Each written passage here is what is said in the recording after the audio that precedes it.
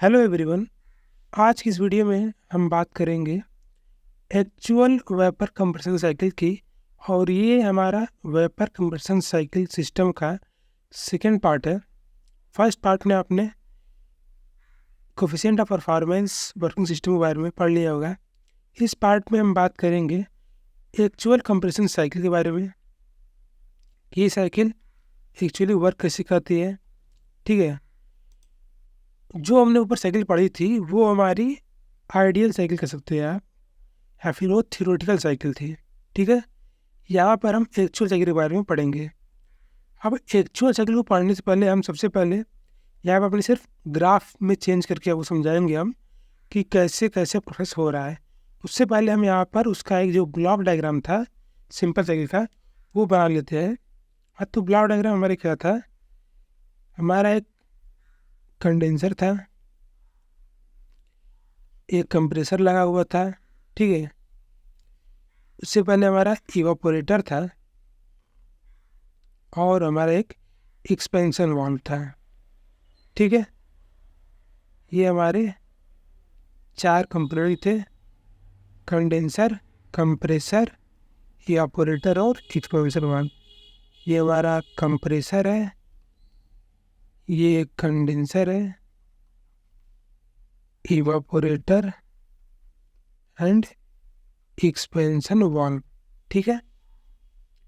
ये मैंने इस रेफरेंस डायग्राम बना लिया है समझने के लिए कि actually vapour compression cycle work कैसे करती है। तो इवापोरेटर से जो कंप्रेसर में रेफ्रिजरेंट जाता है वहाँ से हमारा प्रोसेस फर्स्ट स्टार्ट होता है, जो कि है यहाँ पर। अब प्रोसेस फर्स्ट कंडीशन में क्या है कि इवापोरेटर से जो हमारा रेफ्रिजरेंट था वो पूरी रूप से वेपर फॉर्म में चेंज हो चुका है, यानी कि वो ड्राई सेचुरेटेड वेपर फॉर्म में है 8.1 पे, ठीक है। अब 1 से 2 के बीच में क्या हो रहा है हमारा कि देखो यहाँ पर 1 से 2, 2 से 3, 3 से 4, 1 पे आपका कंप्रेसर में 1 के प्रोसेस से आपका इवापोरेटर निकला और प्रोसेस जो 4 है उस कंडीशन में वो कंप्रेसर में एंट्री ले रहा है, कंप्रेसर वर्क स्टार्ट हो रहा है। लेकिन उसके बीच में जो ये प्रोसेस हो रहा है उसको हम समझते हैं। होता क्या है कि जो हमारा इवापोरेटर है वहाँ पर हमारा जो लिक्विड है वो गर्म हो चुका होता है, वो वेपर फॉर्म में चेंज होता है। तो जब वेपर फॉर्म में वो चेंज होगा तो वहाँ पे आपका हीट जो है वो उसमें ऐड की गई रहती है, ठीक है। हीट का एडिशन हुआ रहता है जिसके कारण वो वेपर फॉर्म में चेंज रहता है। अब वो गर्म रहता है तो एक्चुअल में उसका टेम्परेचर बढ़ा रहता है। तो जैसे ही वो सिस्टम जो है वो इस सक्शन लाइन में इवापोरेटर से कंप्रेसर जो है किसी न किसी पाइप के थ्रू कनेक्ट होगा, ठीक है। तो जैसे ही वो सक्शन लाइन में जाता है, इस लाइन में जाता है, तो वो इस लाइन में ये जो लाइन होगी वो पहले से गर्म होगी, तो इस लाइन की एनर्जी को जैसे लेता है तो वो और हीट हो जाता है, जिसके कारण जिसको टेम्परेचर वर्क है वो 1 से 2 बढ़ता है। यानी कि इस ये जो लाइन है ये पाइप से कनेक्ट है इवापोरेटर और कंप्रेसर, वो पहले से हीट होगी तो उसकी हीट जो है वो रेफ्रिजरेंट को मिलेगी, जिससे जो रेफ्रिजरेंट की हीट है वो बढ़ेगी 1 से 2 के बीच। अब जैसे ही वो पाइप के थ्रू होते हुए कंप्रेसर में पहुँचेगा तो वहाँ पर हमको एक प्रेशर का ड्रॉप करना पड़ेगा। आपको पता है कि अगर लाइन ये सीधी ऊपर चली जाती तो वो आपकी कांस्टेंट प्रेशर लाइन होती सुपर हीटेड केस में। लेकिन हमको क्या करना है, हमको कंप्रेसर में रेफ्रिजरेंट को एंट्री दिलानी है, तो उसके लिए जो हमारा इवापोरेटर का प्रेशर है वो कंप्रेसर के प्रेशर से कम होना चाहिए, यानी कि जो सक्शन प्रेशर है वो इवापोरेटर के प्रेशर से कम होना चाहिए। तो 2 से 3 हमारा इस बात को डिनोट कर रहा है कि जो हमारा सक्शन प्रेशर है वो इवापोरेटर प्रेशर से कम है। तो यहाँ पे 2 से 3 हमने इस लाइन को ड्रॉप किया, ठीक है। 3 से 4 में फिर से हमारा इंक्रीज हो रहा है। अब इंक्रीज हो रहा है, आप देखो कंप्रेसर जो है वो वर्क कर रहा है, काम कर रहा है, तो वो पहले से भी गर्म होगा तो कंप्रेसर के पास भी हीट होगी। अब कंप्रेसर के पास जो भी हीट है वो हीट उस रेफ्रिजरेंट को, यानी जो हमारा लिक्विड है उसको ट्रांसफ़र होगी, उसको दी जाएगी। चलिए हम रेफ्रिजरेंट ना बोल के इस कंडीशन में हम रेफ्रिजरेंट को एज ए वाटर बोलते हैं।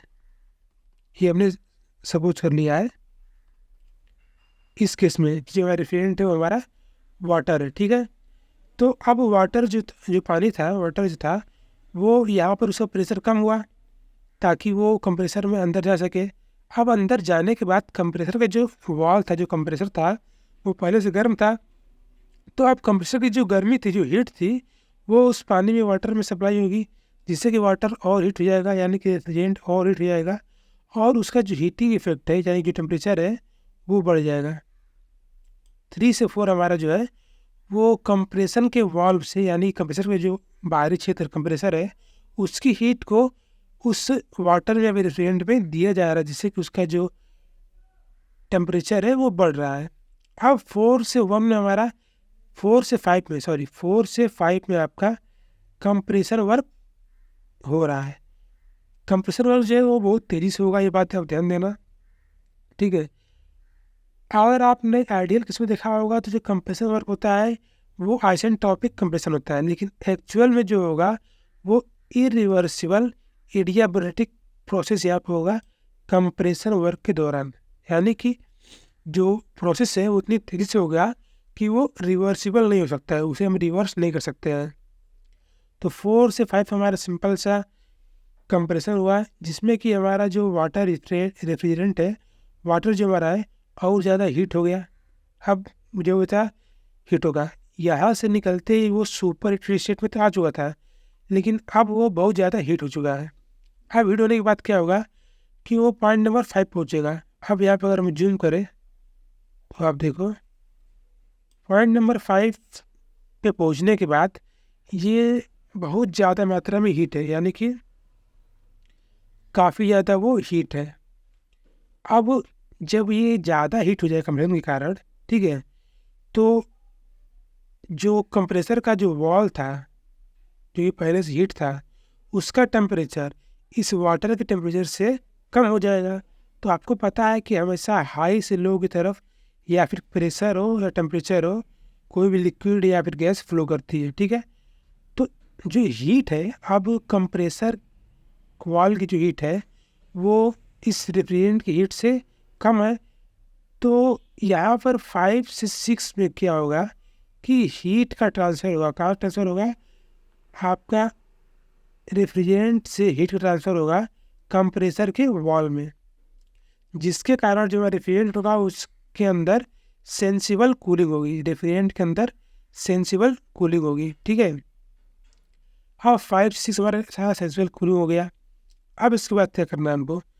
इसके बाद हमको अपना कंप्रेसर का वर्क हो गया, अब उसे कंडेंसर में भेजना है, ठीक है। कंडेंसर में भेजने से पहले आप देखो कि कंप्रेसर में प्रेशर बहुत हाई होता है, ठीक है। इस पाइप के अंदर जो परफॉर्म किया तो उसका प्रेशर और बढ़ जाएगा, लेकिन कंडेंसर में प्रेशर हमको लो करना पड़ेगा ताकि जो रेफ्रिजरेंट है वो हाई प्रेशर से लो प्रेशर में ट्रेवल करे। इसलिए जो हमारा डिलीवरी प्रेशर है, यानी कि कंप्रेसर से निकलने के बाद जो प्रेशर है वो पॉइंट नंबर 6 पे है, और जो कि कंडेंसर प्रेशर से ज़्यादा है। तो हमने कंडेंसर प्रेशर को रिड्यूस रखा है, यानी कि कंडेंसर के अंदर के प्रेशर को हमने रिड्यूस किया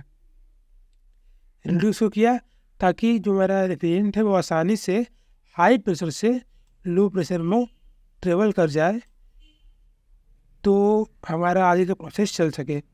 हाँ, हमारा पॉइंट 6 से 7 में हमारा कंप्रेशन रिड्यूस दिखा रहा है, कंप्रेशन डिक्रीज दिखा रहा है। फिर 7 से 8 में अब यहाँ पे कंप्रेसर ने अपना वर्क कंडेंसर ने अपना वर्क स्टार्ट किया।